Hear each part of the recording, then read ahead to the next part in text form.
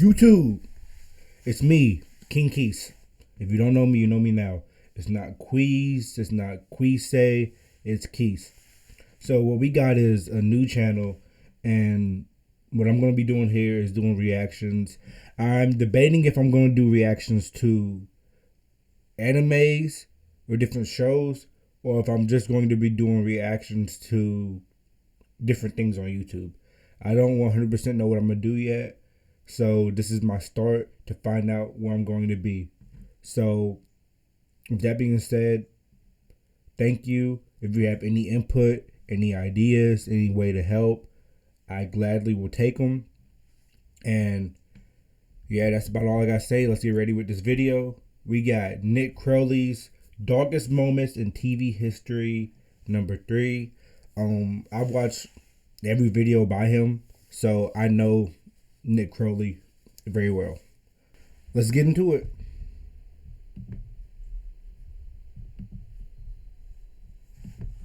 No habíamos querido decir nada antes de chequear bien lo que estaba sucediendo porque compromete a personajes del canal. September 3rd, 2011. Una postura distinta, utilizando toda la concentración y todos los recursos que puede. The Chilean news station TVN is hosting a live game show called KA7, or 7th Street, in which young adults compete in a series of challenges to avoid being eliminated, with the winner going on to eventually earn a cash prize.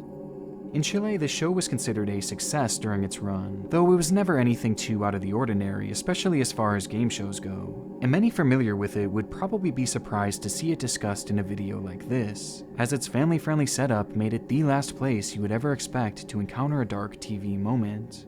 And for most of its run, this was true, except for that fateful September day.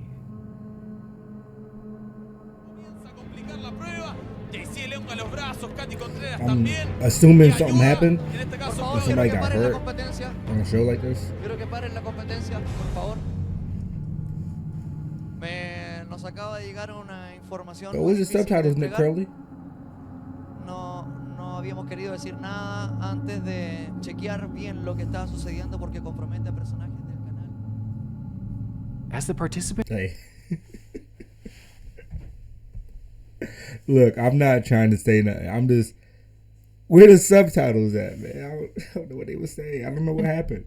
were engaging in a heated competition, the host, Jean-Philippe, unexpectedly halts the program in the middle of a game with breaking news that a terrible, terrible accident had occurred, though not one on the show, but instead within the network itself. That morning, a team of workers from the TVN station, including famed presenters Felipe Camaroga and Roberto Bruce, along with numerous staff, had boarded a military aircraft to document the recovery efforts after the 2010 earthquake which had ravaged the country, with the plane heading for the island of Robinson Crusoe, a destination that they would sadly never reach, as Jean-Philippe would interrupt Calle 7 to share the devastating news that the plane had crashed into the ocean and that everyone aboard had likely been killed instantly, including the entire team that TVN had sent and some of the network's most prominent presenters. The news sent shockwaves across the entire country and especially the TVN network, with the on-air team having to report that their close friends and colleagues had tragically passed away. Yeah. And over the course of the following days, numerous bodies would be found floating near the crash site, along with debris and eventually the craft itself. It was said that the flight had encountered heavy winds upon reaching their destination, leading to 2 failed landing attempts, and while making a large U-turn to try their 3rd landing attempt, the flight would disappear into the water, likely as a result of the craft running out of fuel. The interruption of the television program was and is considered a truly grim moment in the world of television, but the situation only gets more eerie as, upon searching the wreckage, divers would discover that the network's cameraman had been filming minutes before the crash, getting shots of each and every person aboard, all of whom were clueless to the fact that in just a few minutes' time, they would all be dead.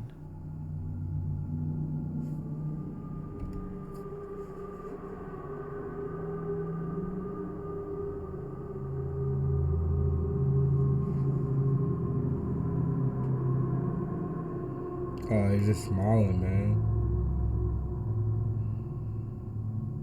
It's unexplainably haunting watching a group of people unknowingly experiencing their final moments on this earth.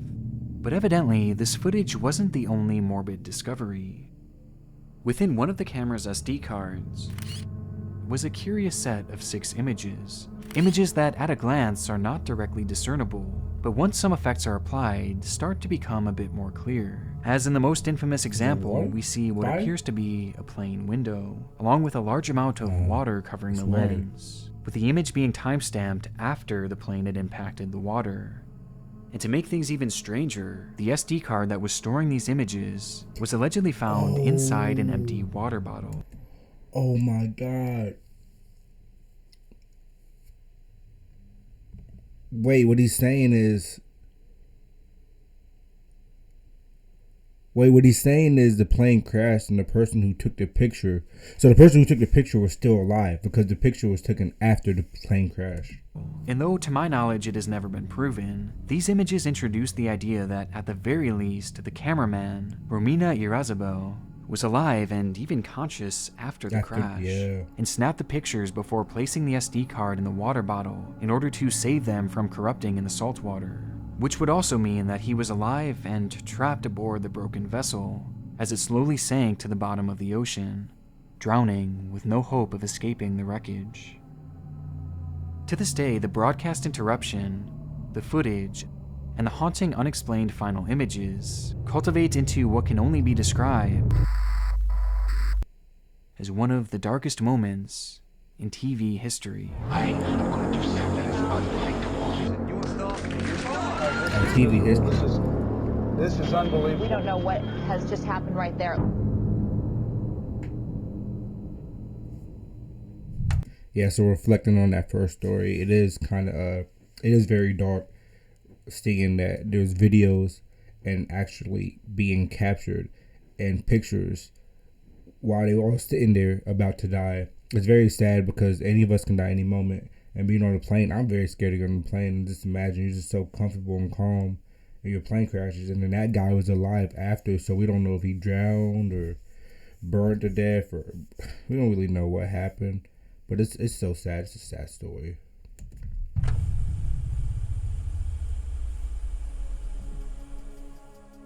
All across my channel is endless proof that the internet can be a dark, unforgiving place. And unfortunately, it's become far too easy for data brokers to find our personal information, like our full legal names, personal emails, home addresses, and even our relatives. And if you don't believe me, try Googling yourself, and you'll probably see all sorts of information that you likely had no idea was just out there in the open. And as someone like myself who has been negatively affected by the availability of this information, I'm thrilled to have the opportunity to once again be sponsored by Aura, a company dedicated to helping our private information stay Crowley. private. Aura uses their advanced technology to identify. They're probably just going to let this thing play out. Stop. We'll see what happens go here. much He further. has stopped. This may be the end of this thing.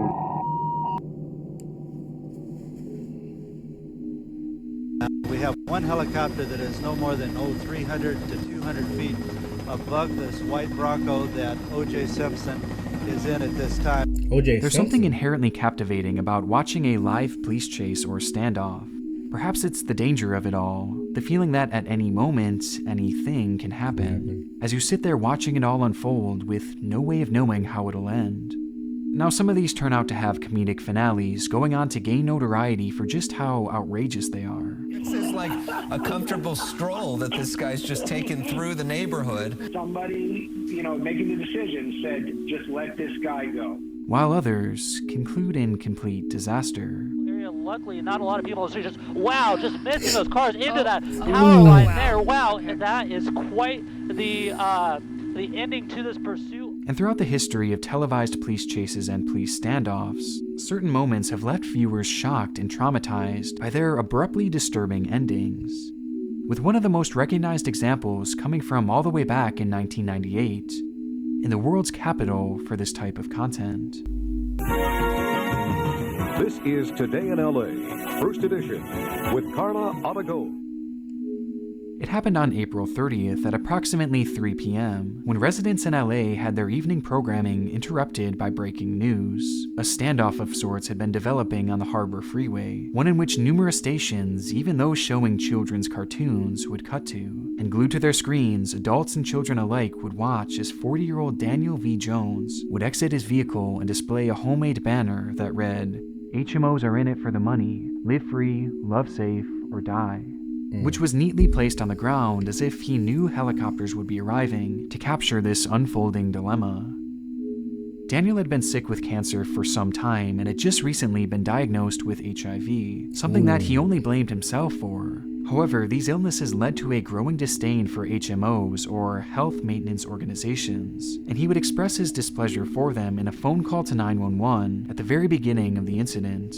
During the call, he relayed how he believed the organizations valued profits over the lives of him and countless others, and he wanted to expose them and all their harmful practices in front of the entire world. And now, he had his audience. So, with the whole world watching, Daniel entered his truck with his dog Gladys, lit a Molotov cocktail, and ignited a fire inside the vehicle, all while the broadcast stayed riveted on him.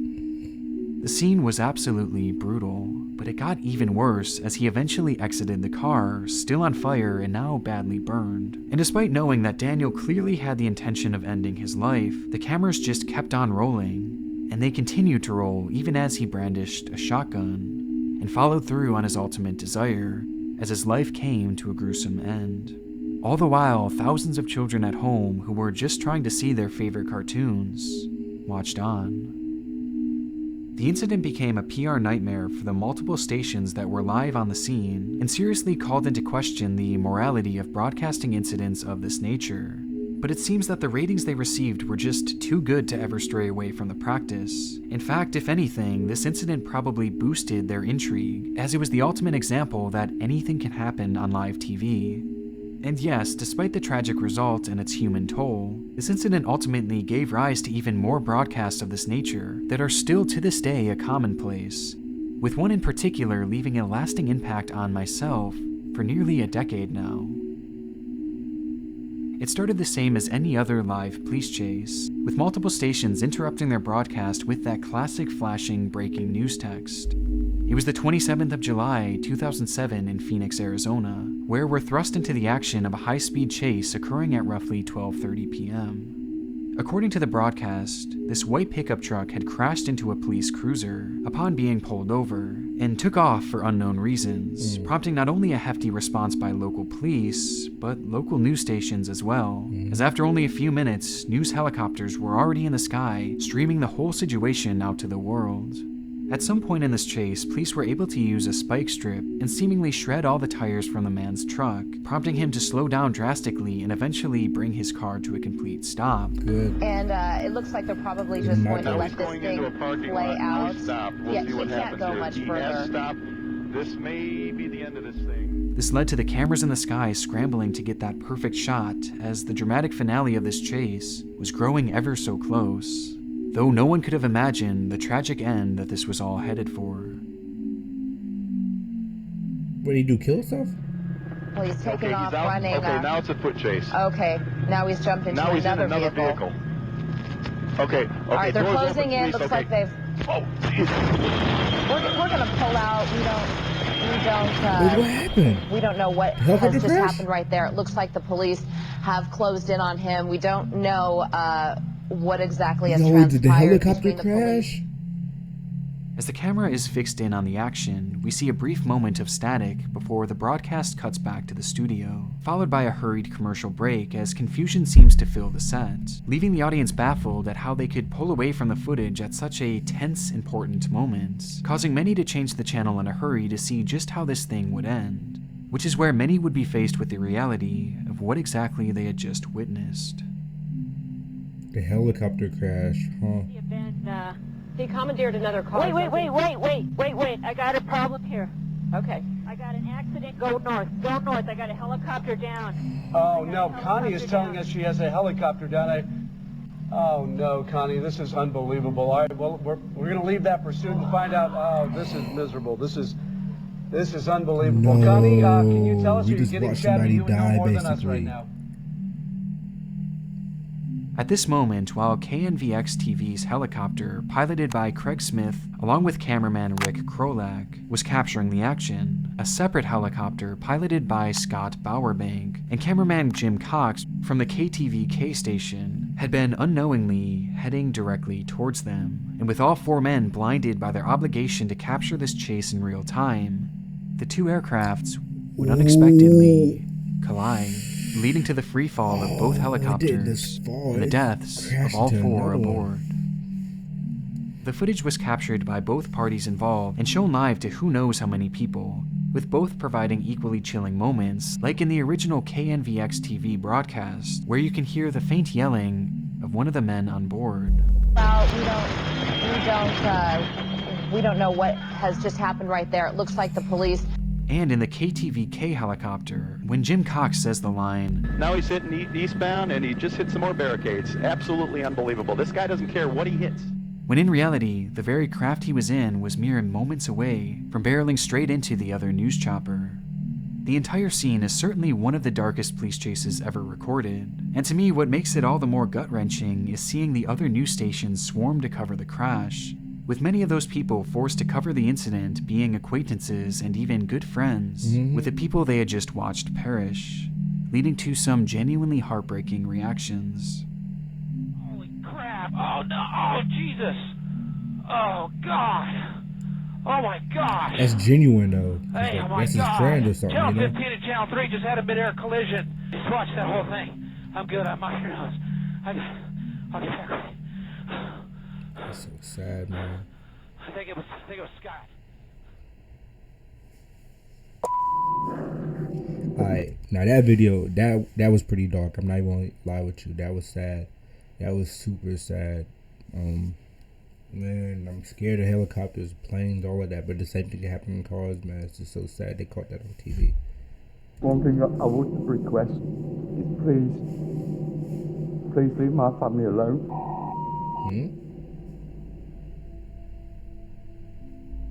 Nearly 18 years ago now, a strange phenomenon hit British tabloids as the papers began to report on a seemingly mundane man named Mick Philpott. As far as I could tell, he never seemed to go out of his way to acquire this fame, but rather the lifestyle he lived caused it to occur organically, and for all the wrong reasons. The then nearly 50-year-old man had recently become a father of 15, with the children split up between 5 different women, 2 of which he took turns living with in a sort of love triangle situation. And if the living arrangements and the sheer number of kids wasn't intriguing enough, he further gained infamy thanks in large part due to his attitude on working, as he refused to get a job and instead would allegedly scheme his way into getting exponential amounts of government benefits. And he did so all the while his pregnant wife and his pregnant girlfriend carried out full-time jobs. It's easy to find their living arrangements strange and maybe even a bit comical, but behind it all was actually a very legitimate dark side, as Mick had a habit of finding young vulnerable girls to essentially groom and impregnate. His now wife Mareed was just 18 years old at the time they began dating, and she was one of the older ones, as when he was 37, he struck up a relationship with a 14-year-old girl, who eventually ran away with him at the age of 16. And this dark side of his gets worse when it's revealed that he was also a notorious domestic abuser, slapping and violently beating his past partners on numerous occasions, including one instance when he stabbed his ex-girlfriend 12 times, before then turning the knife on her mother who attempted to step in and help. His reason for doing this? Well, he didn't like that she spent so much time watching over a baby she was caring for. How do you Thankfully, despite the traumatic injury... Bro, what's wrong with people, bro? You don't like that she's spending time with the baby? So you kill her? The mother and daughter would survive the attack and go on to live normal lives. And because of this assault, Mick would receive the staggering prison sentence of 7 years. 7 years. And by the 80s, he was a free man, continuing his nefarious activities all the while. For lack of a better word, Mick was a menace, who somehow was not only a free man after all the crimes he committed, but was also having his entire life funded by the very government that should have locked him away for so much longer. And with his name now in the press, mainly for his number of children, he would use his platform to complain that the benefits he received weren't enough, and that he wanted even more. This caused an even bigger stir in the tabloids, and it was only a matter of time before someone called him up to appear on TV, with Mick and his 2 lovers eventually being invited onto the Jeremy Kyle Show, where Mick's temper would be I've put never on heard of full Jeremy display. Kyle, but Me, I said your kids, when they came here today, were well behaved and well mannered and well groomed. No newspapers said that, so you should be apologising to me because I hadn't even started on you. Listen, you want to start? You start! You start! Tupac Kent! Tupac Kent! Are you sure? I did nothing. so it's like Murray. Eventually, and Jerry Mick would Springer settle and all down, that. and his wife Mareed and girlfriend Lisa Willis were brought out to discuss their relationship further, to which the two surprisingly seemed very content, not backing down from their stance that there was nothing wrong with their feelings towards Mick. Do you not get slightly peeved that she is Mrs. Mick and you're Mistress Mick? No. I'm being serious. No, I don't. You don't bother me one bit. Ending the program off on a surprising note for the host, who likely expected some sort of reaction from the pair, even getting frustrated to the point where he would lambast the girls for their laissez-faire attitude. Where is your dignity? You're 22. Don't you want a bloke to yourself? He just said I agree with you. When you grew up, did you think you were going to share your bloke with another woman? I didn't actually know. But 2 mums is better for all the kids. What? Or confusing? No. And as the show came to an end, so too did Mick's 15 minutes of That fame. boy Jeremy as the flaming paper him. slowly began to find their next target, what's wrong and with the y'all? world continued on with Mick, his 15 kids, and multiple lovers out of mind. Until the year Is that Jeremy Kyle show? Is that still go on or whatever? I kind of like it because he really flaming him. 2012, Like, what's wrong with y'all? when his name would pop up once again for a much different reason.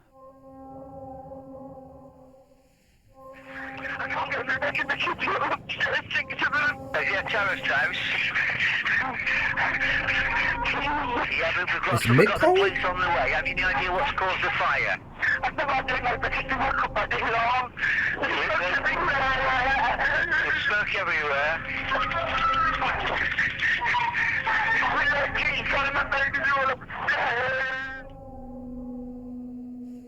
On May 12, 2012, Mick's home would catch on fire in the dead of night while he, his wife Mareed, and their many children were sleeping peacefully. In the panic, the couple managed to escape with some of their kids, but tragically, 6 of them, all of whom were below the age of 10, would pass away in the blaze, having been stuck upstairs and inaccessible to any form of rescue. By the 16th of May, the story had reached far and wide of the tragedy that unfolded, with Mick and Mareed garnering widespread community support. Locals in the area would even band together and raise the money for the children's funeral, prompting the emotional pair to give a heartfelt thank you through the media. I've actually been down to our home, and what we saw, we just cannot believe it. To see this community to come together like that, it's just too overwhelming. But there's one thing I would request is please leave my family alone.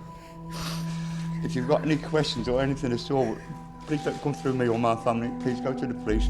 And for So he seems genuine, but I don't know if he's genuine or not. I can't really tell if he's genuine or not. I don't see any tears, and I feel like the story's gonna take some type of turn where like he burnt the house or something. I really hope not, but I feel like it's gonna take that type of turn, and I just hope not. I hope he wouldn't do that to those kids.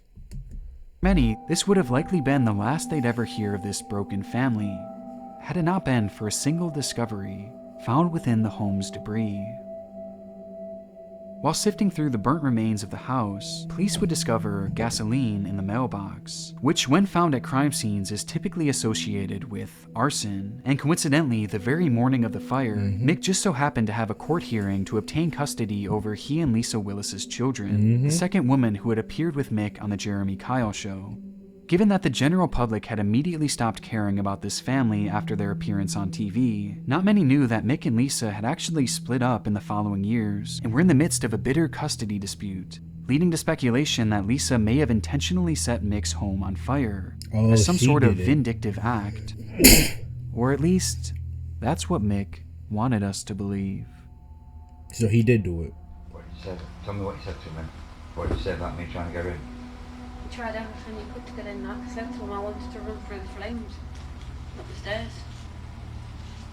Was you crying when you were saying it? How bad? Not really, really bad, but I did cry. That's hysterical. There's a fingerprint on the window. That's it? A few discrepancies. That's all it is. What? It's my fault that half the family's gone. It's my fault we lost our children. Upon doing an in-depth So did they investigation, jointly do which it? included bugging a hotel room that Mick and Marie were staying Did you in, police cry? would They eventually do it on capture a purpose? verbal confession that proved the married couple had actually been the ones to initially set the fire, along with their friend Paul Mosley. But why? Well, their goal wasn't actually to kill the children. People are It was sick. instead to save them. Oh. In reality, they had planned on setting the fire in a way that Mick and Marie could swoop in at the last minute and save all the kids, as a way of making them appear as heroes, before going on to pin the fire on Lisa, and in turn having her arrested while they obtained custody of her children. So he was genuinely. It was an evil plan he that was genuinely made so much crying. worse when the fire spread It too was quickly, genuine. making the rescue of the children upstairs almost immediately impossible. And in his desperate attempt to gain even more children under his roof, Mick ended up killing 6 of his very own. Why would you try to set a fire? Just it's so stupid, bro.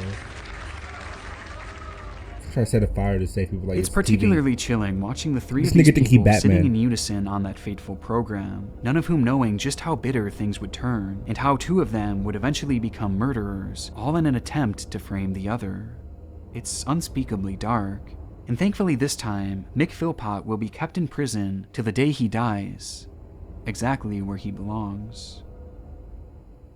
Nigga, you not There Batman. are a lot of accusations and allegations about what's happening. That's so sad, man. Our next case is by far the most requested topic that I have ever received on this channel, as it seems to strike a chord with so many who watched the situation unfold live.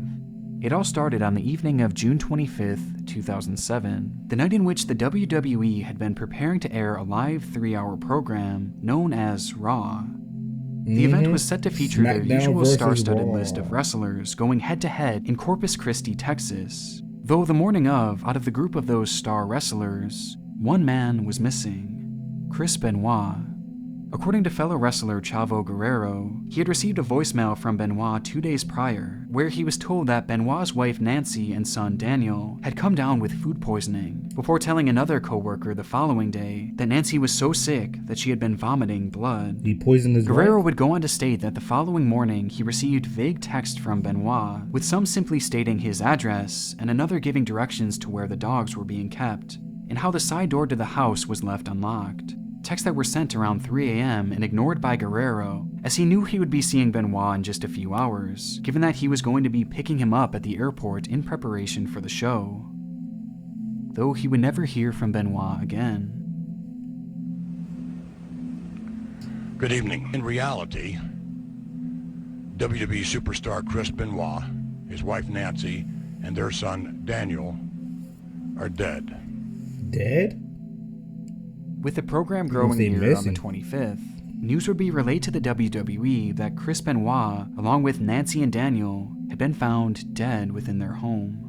The news came as a shock to the entire wrestling world, and not wanting to carry on with the regularly scheduled Raw event, the decision was made to cancel the matches and instead showcase a tribute to the famed wrestler who so suddenly lost his life. And so on the evening of June 25th, 2007, the WWE would reflect on some of Chris Benoit's best moments in the circuit, along with their biggest stars giving personal accounts of just how much Benoit meant to them. Okay, but how did With he it all die? happening live and in real time, the very Can we night find out that how he Chris was died? found dead. Throughout the program, wrestlers like Stone Cold Steve Austin, John Cena, and CM Punk, who was originally scheduled to fight Benoit that night, shared heartfelt memories of just how good a man Chris Benoit truly was, emphasizing his talent, work ethic, and the love he had for his family. There was respect. It meant everything to him. Respect for this business, respect for the fans, respect for the wrestlers, respect for his family, respect for himself. And for a moment, this all seemed to be exactly what the wrestling world needed, to bring everyone together in remembrance.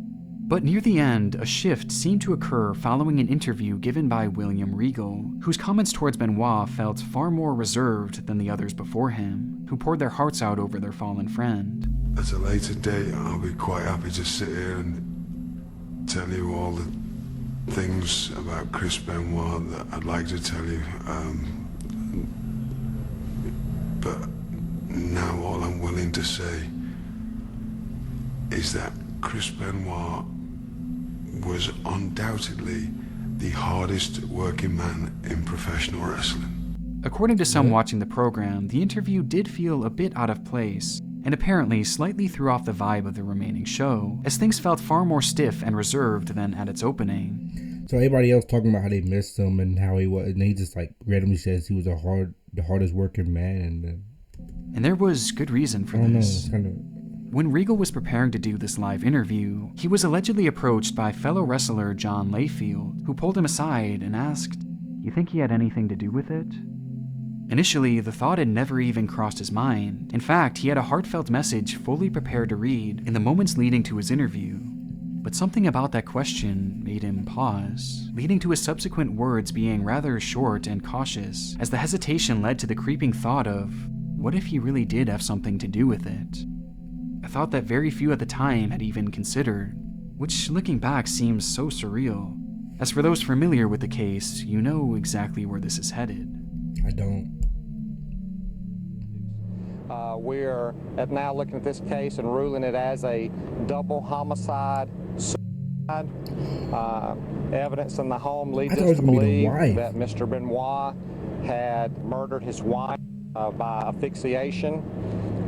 Sometime shortly after that, no, I did say for his son Daniel. I said he probably poisoned Over her. the previous days before Chris's tribute was aired, he would be the one to take the lives of his wife, son, and eventually himself.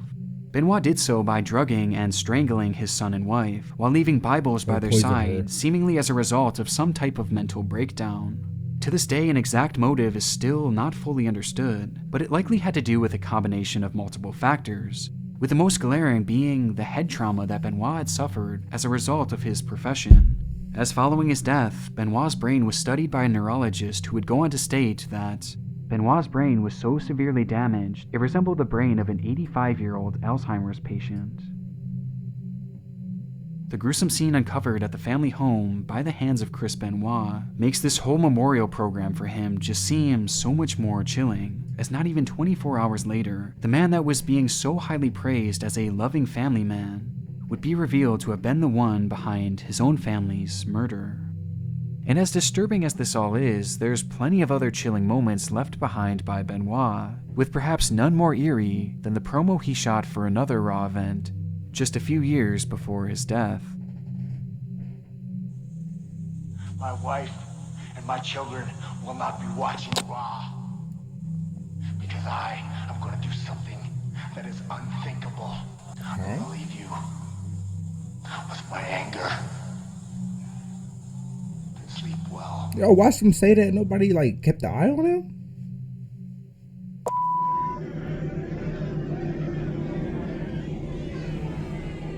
What's wrong with people, bro? July 7th, 2012.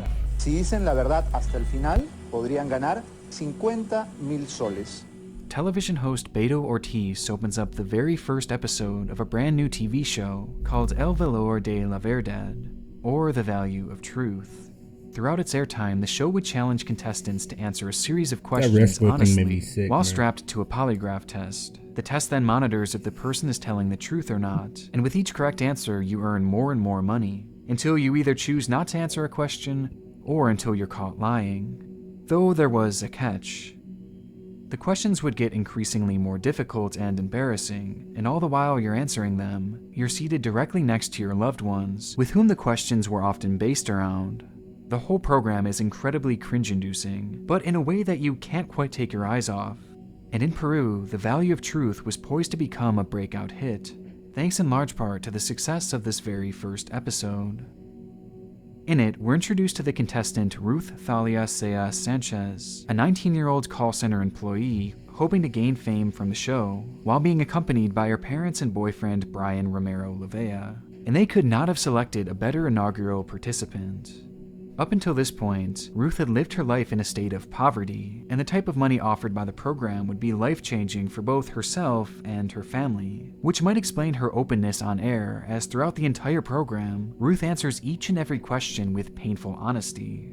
In one moment, she admits that she wishes that she were white, and in another, she stated how she was often embarrassed by her parents' manners, which she says as they sat directly across from her.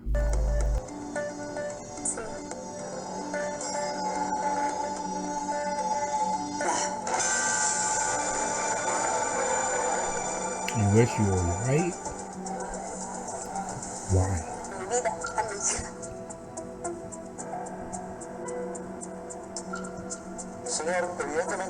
Can we get closed You can captioning? feel the tension as each answer seems to drive a dagger into her parents' hearts, eventually leaving her mother in tears. Can I see what And they it only said? gets more painful.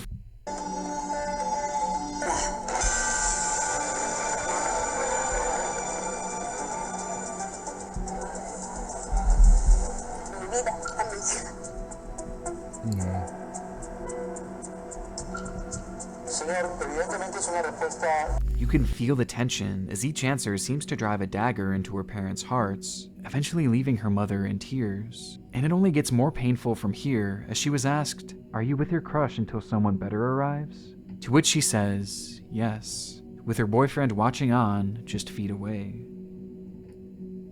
And following this, the questions would become more and more intrusive, with Ruth eventually having to admit that in order to pay her bills, she worked at a nightclub as a stripper, which was news to all of her loved ones who sat there stunned by the revelation, especially her boyfriend Brian. A revelation that leads us to Ruth's final question and the most painful one of all. Have you ever accepted money in exchange for sex? A question which she would answer, yes, before What type of promptly ending questions her is this time on on a the TV show, show? 3 questions away from the finale. Me retiro. Se retira. Me retiro.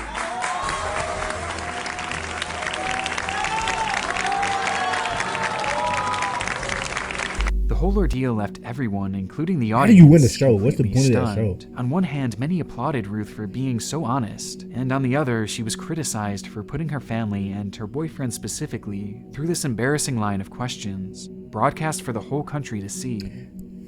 The cringe-inducing I didn't catch what he said, so I'm guessing the show, what do they do, like a polygraph? Like you tell the truth and they see it and you win or something? episode I don't became know. so popular that the station supposedly aired it each weekend for a staggering 12 weeks straight.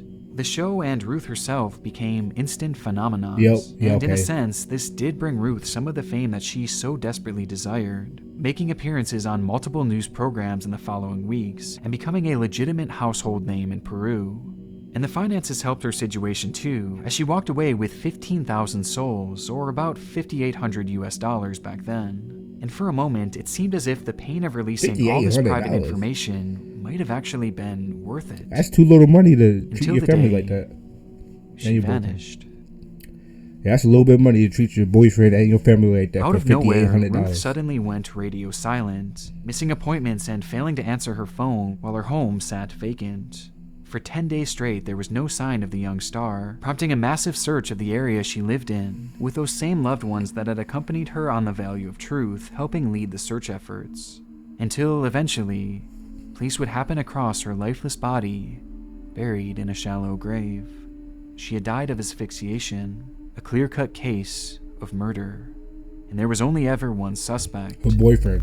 Just before Ruth had vanished, she would make an appearance on TV Her boyfriend in which she killed her. appeared lower energy than normal, expressing her sadness Her at the boyfriend fact killed her, that I know her it. and her boyfriend Brian had broken up, Yep. likely as a result of the embarrassment brought about by the show.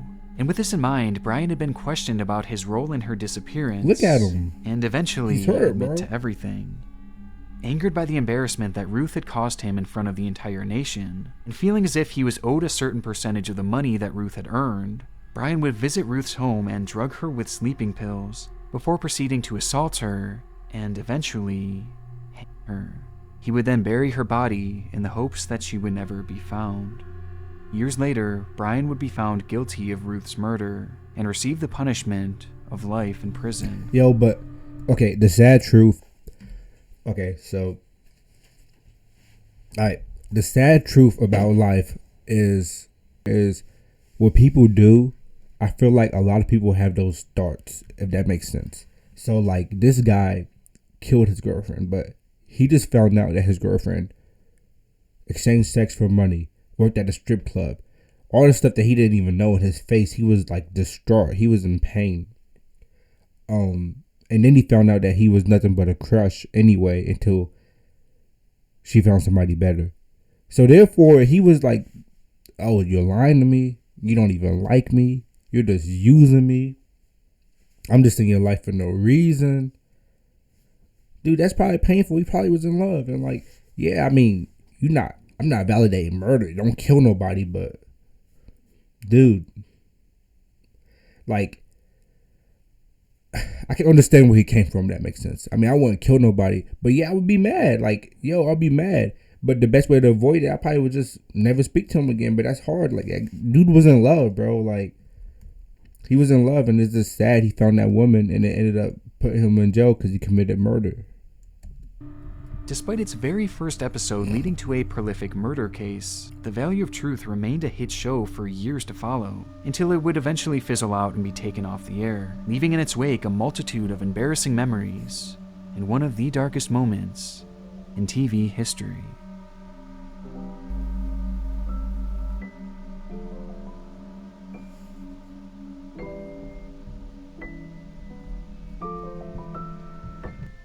Yo, shout out to Nick Crowley. That was a very good, informative video. I just found out so much stuff. I found out so much stuff I never even knew before. I don't know how he does his research, but I see on the side of his video that he has a really big team. So I'm assuming they all work together as a collective, as a whole, to make the videos. Really nice video. Really sad. I figured out a lot of stuff that was sad, man. And that one, whatever, with the two choppers crashing, man, that one really just, I don't know what it was about that one, man. It's just really, I'm scared of choppers, man. Like, you know what happened with Kobe and planes, and I'm just scared of choppers. So, but yeah, let's see. I think that's all I gotta say. I appreciate it. If you did like this video, I appreciate if you put a sub. Share the video, tell people about it, tell them to come to this channel. It's a new channel, so it's easy for me to communicate and talk to people. And with that being said, I'm out. Peace.